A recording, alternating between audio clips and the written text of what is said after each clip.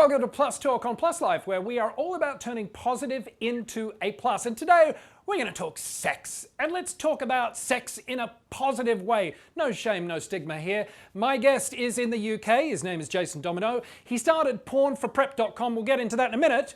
But he is a sex worker, a porn star, and an all-round nice guy with an amazing tattoo, because I want to talk about that first. Absolutely. Thanks for being here, buddy. Tell me about, I'm good. Tell me about that. When did you get that tattoo? Because that is a very specific tattoo.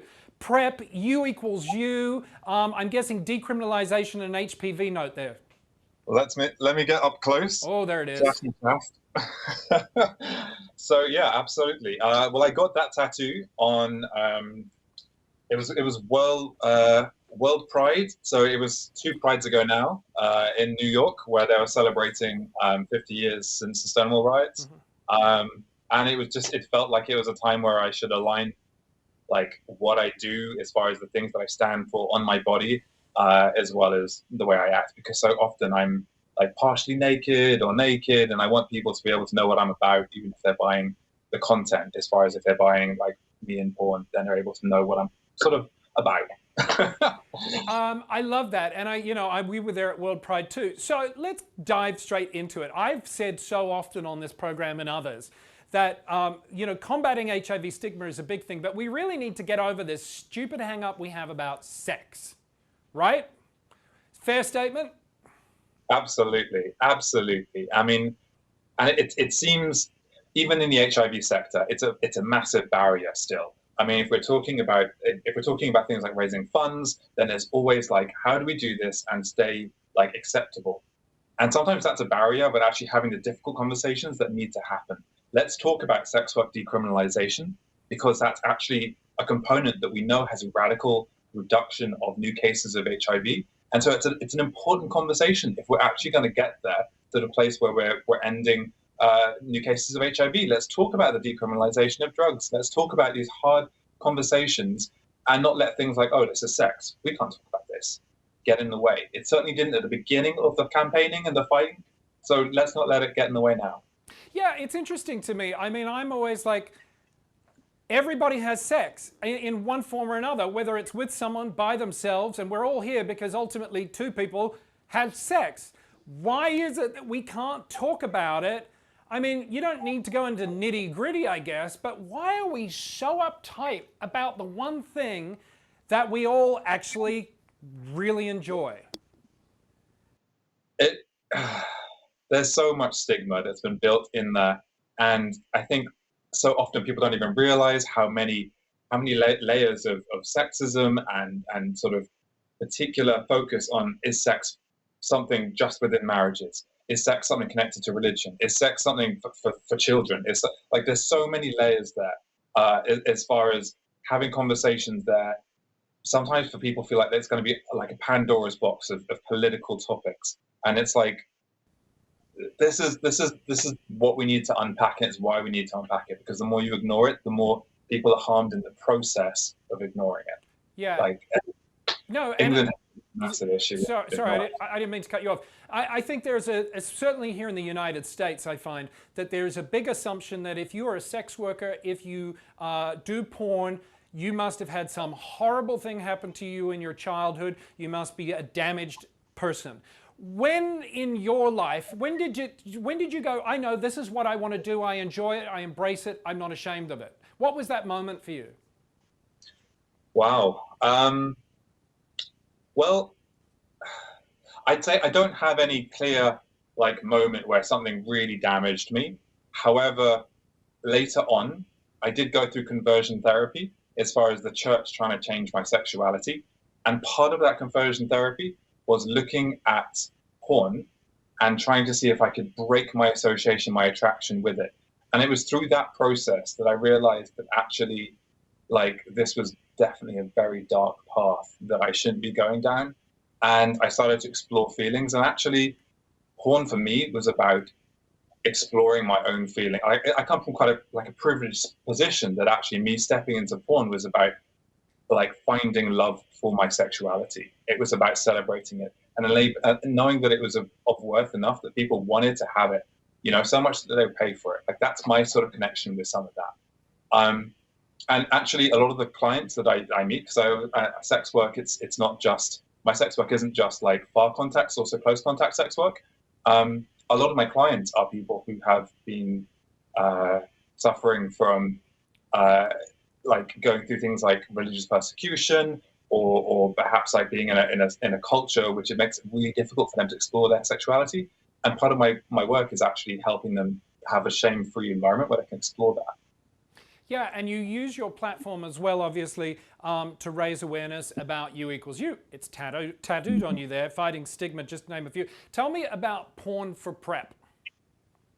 Absolutely. So it was around 2016, 17. Basically, the very first time I got into porn, I was working with someone who was living with HIV. And I didn't know at the time, and I was very badly educated at the time, and kind of went through a big learning curve of discovering what PrEP was, what U equals U was, like all of these things that I should have known anyway.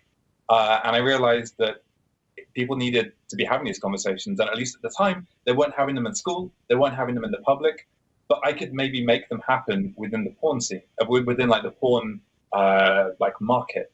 So a bunch of performers gave their time for free to make a porn film, which it retold the story of my first porn scene, and it actually told it from a perspective of first off, me being on PrEP and demonstrating that I could have sex with someone who actually had a high viral load. They were off their medication at the time, and it still wouldn't mean that I acquired HIV.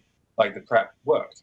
But then it also unpacks the conversations for people who are new to this, actually into U equals U, and saying, actually, you know, PrEP isn't even like a necessary prevention when someone who's living with HIV and has an undetectable viral load. So it came from it from that perspective, but tried to reach people through the porn network, because so many times, like clinical ways of talking about sex don't get embedded in your own like memory in the same way that maybe you do when you see someone doing this type of work. Yeah, no, I say that all the time. It's all good and well having a clinical poster with the black guy holding his white boyfriend's hand, and the female Asian doctor, and the trans person of color in the background, and U equals U. No one gives a shit, really. It's about conversation. When you look around your industry, how advanced, how far has it come in the messaging of U equals U and PrEP? I mean, we've still got a long way to go, but what are those conversations that are happening behind the scenes?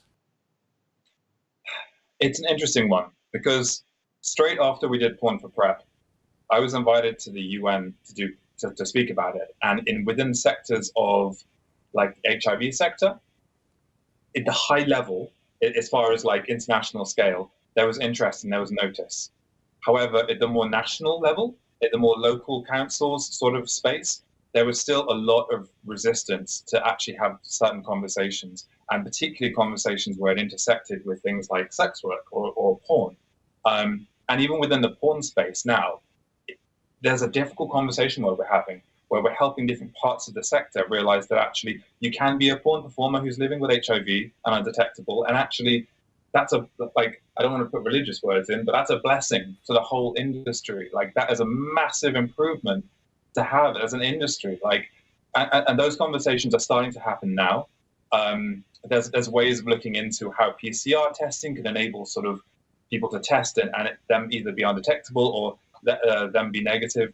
I know window period's always a factor there, and then you're still able to work regardless. You know, you're able to have a test result, and if you're undetectable or if you're negative, the test says I'm good to work type thing. So there's these conversations that are still happening now. But that test result doesn't define whether you're living with HIV or not. It's more about like the viral load or not at all. Yeah, and listen, all it takes is one person to ask a question, and a conversation starts, and things change rapidly. Where does your passion for all this come from? Where did all this sort of activism come from for you? Well, for me, as I say, I start my first porn scene was with someone who was living with HIV. That sent me through a learning curve, and then I started accessing PrEP, and it was before in the UK we could get access to it.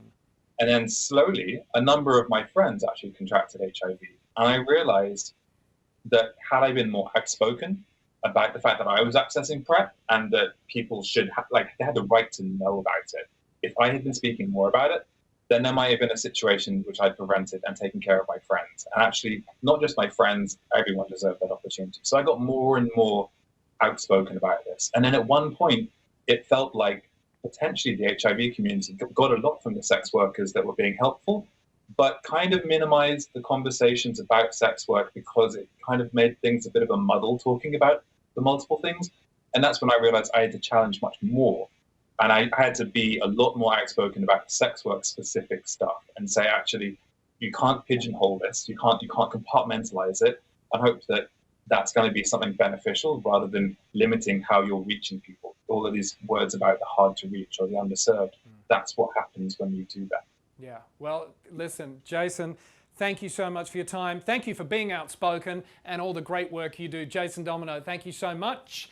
That is all the time we've got for today's episode of Plus Talk. If you want to learn more about Jason or Porn for PrEP, check out our website, pluslifemedia.com. And remember, you can follow us across all social media platforms at PlusLifeMedia. Until next time, thanks for tuning in. Turn positive into a plus. We'll see you real soon.